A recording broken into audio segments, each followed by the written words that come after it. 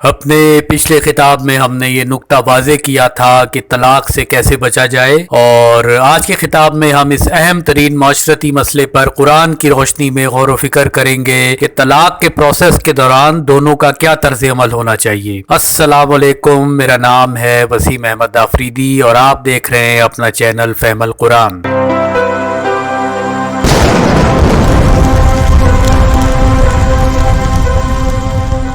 तलाक का लफ्जी मतलब होता है दूरी, और तलाक के लिए अल्लाह ताला ने 4 माह का टाइम फ्रेम दिया है, और इन 4 माह में दोनों का क्या तर्ज अमल होना चाहिए इस बाबत अल्लाह ताला ने मुख्तलिफ मुकामात पर इन आयात में हमें रहनुमाई दी है। इन आयात में एक नुक्ता बहुत ही अहम है, और वो ये कि 4 माह के दौरान मर्द खवातीन को ना तो घरों से निकालें और ना ही वो खुद निकलें, क्योंकि इस तरह से आपस में मिलजुल कर रहने के ज्यादा चांसेस बढ़ जाते हैं। हम फर्ज करते हैं कि दस्तूर के मुताबिक 4 माह का टाइम पीरियड गुजर गया और वक्त के कानून के मुताबिक तलाक वाक़ हो गई, यानी अब दोनों एक दूसरे के लिए नामहरम हो गए। तो इस सूरत में मर्द अपनी बीवी पर कवाम तो नहीं रहेगा, लेकिन वली बन सकता है। इस बाबत हमने अपने दूसरे खिताब में तफसील से जिक्र किया है, जिसे देखने के लिए आप ऊपर दिए गए लिंक पर क्लिक करके वीडियो देख सकते हैं। तलाक का लफ्जी मतलब होता है दूरी, और शोहर बीवी का रिश्ता इस कदर नजदीकी होता है कि कई मरतबा वो अलहदगी कर तो लेते हैं, लेकिन बाद में जब एक दूसरे से दूर होते हैं तो दोनों को एक दूसरे की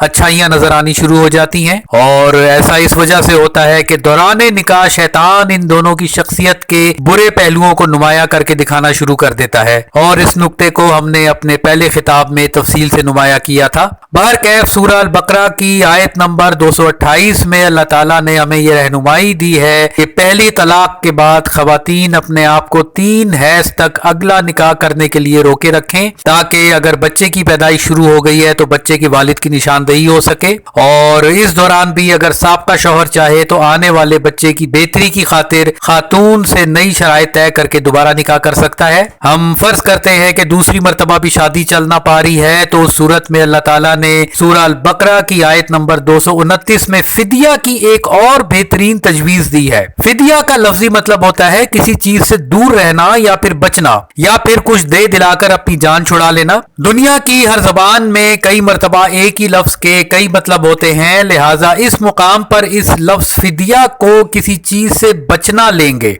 इसी तरह किसी जंग में जब दुश्मन ज़ेर हो जाए तब फिदिया की सूरत हाल मुख्तलिफ होगी, जिसका जिक्र अल्लाह ताला ने सूरह मोहम्मद की आयत नंबर 4 में इस तरह से किया। बहरकैफ वैसे तो शौहर और बीवी का रिश्ता प्यार और मोहब्बत पर पनपता है, लेकिन निकाह को बरकरार रखने में अगर दोनों आपस में फिदिये के तौर पर कोई मायदा कर लें तो फिर भी कोई हर्ज नहीं है। मसलन बीवी कहे तुम्हारा फला फला रिश्तेदार घर नहीं आएगा, या फिर शौहर कहे तुम फला फला रिश्तेदारों से बात नहीं करोगी, या फिर ये कि घर का खर्चा इसी महदूद तनख्वाह में चलेगा, या फिर बच्चों से मुतालिक कोई फैसला जो दोनों को मंजूर हो कर लिया जाए। अलगर्ज ज़ौजैन ज्यादा बेहतर जानते हैं कि दोनों में असल पॉइंट ऑफ कॉन्फ्लिक्ट क्या है, लिहाजा आपस में एक मुआहदे के तहत अगर दोनों फैसला कर ले कि किन मौजूआत को घर में फिदिये के तौर पर डिस्कस नहीं किया जाएगा तो वो ज्यादा बेहतर है। हम फर्ज करते हैं कि मामला फिर भी ना बना और वक्त के कानून के तहत दूसरी तलाक यानी दूरी हो चुकी है, तो फिर साबका शौहर फिर से कवाम तो ना रहेगा लेकिन वली जरूर बन सकता है, और फिर आपस के मुआहदे के तहत बच्चों की किफालत और दीगर इखराजात पूरे करने के हवाले से अल्लाह ताला ने हमें सूरह अल बकरा की आयत नंबर 233 में इस तरह से रहनुमाई दी। हम फर्ज करते हैं कि कुछ अरसे के बाद दोनों को सिर्फ बच्चों की खातिर यह एहसास हुआ कि इस तरह से बात नहीं बन पा रही है, बल्कि असल में बच्चों को माँ और बाप दोनों की जरूरत होती है। इसलिए तीसरी मरतबा एक और निकाह करके अपनी और बच्चों की जिंदगी को बेहतर बनाया जा सकता है, तो फिर वो नई शराइत के साथ तीसरी मरतबा निकाह कर ले, और अब ये आपस में शौहर बीवी बनकर रहने की आखिरी सूरत हाल है। और इसके बाद भी अगर बात ना बनी और तीसरी मरतबा भी तलाक हो गई तो सूरह अल बकरा की आयत नंबर 230 में अल्लाह ताला ने इंसानी नफ्सियात के मुताबिक ये तजवीज दी कि अब दोनों के आपस में मामलात इतने ज्यादा बिगड़ चुके हैं कि अब बेहतर है कि वो कहीं और निकाह करें। बिलखसूस खातून के लिए ये ज्यादा जरूरी हो जाता है, क्योंकि उसे जिंदगी गुजारने के लिए किसी نہ کسی شکل میں قوام چاہیے، اور اگر وہاں بھی بات نہ بنی تو خاتون اس سے طلاق لے کر اپنے پہلے خاوند سے نکاح کر سکتی ہے۔ اور اپنے پہلے شوہر سے اس تیسرے نکاح کرنے میں حکمت یہ ہے کہ جب بچوں کی کفالت کی بات آتی ہے تو بار بار رشتے بدلنے سے بچے مینٹلی بہت ڈسٹرب ہوتے ہیں، لہٰذا صرف بچوں کی خاطر پہلا شوہر ہی بہتر تجویز ہے۔ بچوں کی پرورش کے حوالے سے آپ اوپر دیے گئے لنک پر کلک کر کے ویڈیو دیکھ سکتے ہیں۔ باہر کیف زوجین اور بچوں کی بہتری کو مد نظر رکھتے ہوئے یہ تو ہیں اللہ تعالیٰ کی دی گئی تجاویز، لیکن ساتھ ہی اللہ تعالیٰ نے سورہ البقرہ کی آیت نمبر 231 میں یہ بھی واضح کر دیا کہ اللہ تعالیٰ کی دی گئی اس لبرٹی کا ناجائز فائدہ نہیں اٹھانا ہے، کیونکہ اللہ تعالیٰ کو زوجین کا آپس میں رہنا زیادہ پسند ہے بنسبت اس کے کہ اپنی اور اپنے بچوں کی زندگیوں کے ساتھ بار بار ایکسپیریمنٹس کیے جائیں۔ زندگی بہت قیمتی چیز ہے اور اسے بہت ذمہ داری کے ساتھ گزارنے کی ضرورت ہے۔ ایک خاندان اپنے اندر پورا معاشرہ ہوتا ہے اور ہر نسل کی یہ ذمہ داری ہے کہ اپنے مرنے سے پہلے اپنی اگلی نسل کو بہترین اور مضبوط زمین دے کر مرے۔ البتہ ایک اور صورتحال بھی اللہ تعالیٰ نے واضح کی ہے جس کا ذکر اللہ تعالیٰ نے سورہ البقرہ کی آیت نمبر 237 میں اس طرح سے کیا۔ کئی مرتبہ ایسا بھی ہوتا ہے کہ نکاح سے پہلے کچھ معاملات طے ہوتے ہیں جو کہ ہونے والے شوہر کو پورا کرنا فرض ہوتا ہے، یعنی قوام بننے کے بعد وہ اپنی بیوی کو کس حال میں رکھے گا،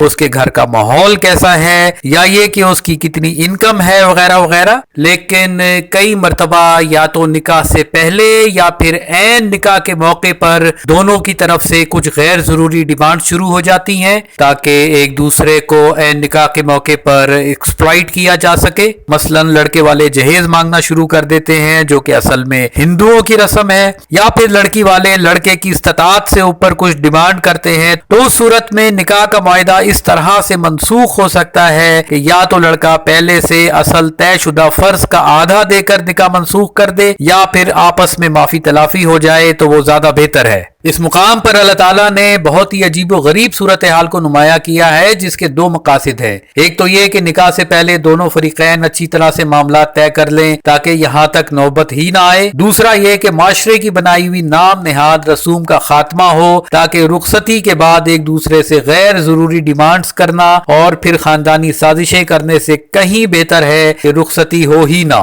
اور اسی طرح نکاح کی شرائط منسوخ کرنے کے لیے لڑکے کو فرض کا نصف ادا کرنے میں اللہ تعالیٰ کی یہ حکمت ہے کہ لڑکی والوں کی پوزیشن بہت نازک ہوتی ہے کیونکہ زمانے میں باتیں بنانے والے بہت موجود ہیں، لہٰذا لڑکی والوں پر سے یہ الزام ہٹ جائے کہ ان کی لڑکی کی وجہ سے نکاح نہ ہو سکا۔ نیز یہ کہ لڑکے والے بھی اس اہم بات کو سمجھتے ہوئے عین نکاح کے موقع پر لڑکی والوں کو ایکسپلائٹ کرنے کے لیے جہیز وغیرہ کی غیر ضروری ڈیمانڈ نہ کر سکے، کیونکہ وہ یہ جانتے ہوں گے کہ عین موقع پر نکاح کی شرائط منسوخ کرنے پر انہیں فرض کا آدھا دینا پڑے گا۔ دنیا کے کسی بھی انسان کی ماہانہ انکم کی کبھی بھی کوئی گارنٹی نہیں دی جا سکتی، لوگوں کے بڑے بڑے کاروبار بیٹھ جاتے ہیں، نوکریاں چھوٹ جاتی ہیں، لہٰذا نکاح کے بعد ایک بیوی کا یہ فرض ہوتا ہے کہ ہر طرح کے اچھے برے وقت میں اپنے شوہر کا ساتھ دے۔ لہٰذا نکاح سے پہلے صرف اچھے وقتوں کی گارنٹی لینے کی خاطر ایک دوسرے سے غیر ضروری ڈیمانڈز کرنا دونوں کو سوٹ نہیں کرتا، کیونکہ اللہ تعالیٰ کے نزدیک نکاح کا مطلب رشتوں میں مضبوطی پیدا کرنا ہے، نہ کہ دولت کی ریل پیل کرتے ہوئے اپنے آپ کو ساؤنڈ کرنا۔ اس مقام پر اللہ تعالیٰ نے بہت ہی خوبصورت اصطلاح نمایاں کی ہے جسے اللہ تعالیٰ نے صلاۃ الوسطیٰ کہا ہے۔ صلاۃ کا ایک مطلب نماز بھی ہوتا ہے اور اس بابت ہم کسی اور خطاب میں تفصیل سے ذکر کریں گے کہ صلاۃ اور نماز میں کیا فرق ہے۔ اس وقت مختصراً یہ سمجھ لیتے ہیں کہ نماز کے وقت اللہ تعالیٰ سے ڈائریکٹ رہنمائی لی جاتی ہے اور ایک نماز سے دوسری نماز کے درمیانی وقفے میں صلاۃ قائم کی جاتی ہے۔ اسی طرح صلاۃ کا ایک مطلب ریس کا دوسرے نمبر کا گھوڑا بھی ہوتا ہے یا پھر کسی بھی معاملے میں دوسرے نمبر پر ہونا بھی ہوتا ہے۔ کسی بھی ریس میں سب سے زیادہ کوشش دوسرے نمبر کا گھوڑا ہی کر رہا ہوتا ہے کیونکہ اس کی پوری کوشش ہوتی ہے کہ وہ پہلے نمبر پر آ جائے، یعنی اصطلاحی معنوں میں پہلے نمبر پر مہر نبوت محمد رسول اللہ کی سنت ہے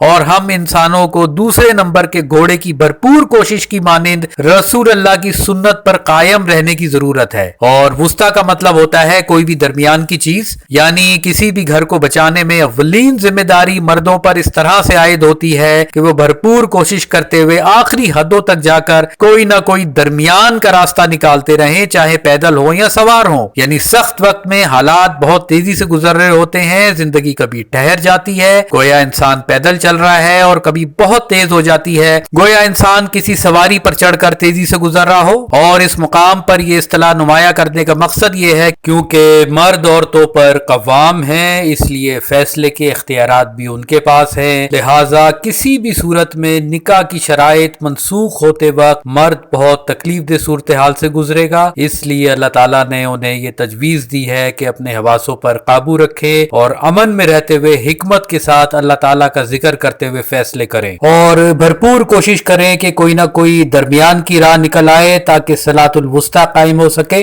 और ये है तलाक के हवाले से तजावीज जो अल्लाह ताला ने हमें दी हैं। इसी वजह से सूरह निसा की आयत नंबर 130 में अल्लाह ताला ने फरमाया कि अगर अलैदगी हो भी जाती है तो अल्लाह ताला दोनों को बेनियाज कर देता है, यानी बेहतर है कि एक दूसरे को भूल कर अगली जिंदगी की तरफ तवज्जो करें और जल्द अज जल्द मजीद निकाह कर लें। बाहर कैफ ज़ौजैन के हवाले से हमारे खुतबात का सिलसिला आज खत्म होता है। अगले खिताब का मौजू होगा कि रोज़े आखिर तो हर इंसान खाली हाथ सिर्फ अपने अमाल समेत अल्लाह ताला के हजूर पेश होगा, तो फिर सूरह अल इनाम की आयत नंबर 70 में अल्लाह ताला ने ये क्यों फरमाया कि अगर ये बदले के तौर पर कुछ भी मुआवजा देना चाहे तब भी वो कबूल ना होगा। उस वक्त तक आप सब पर सलामती हो।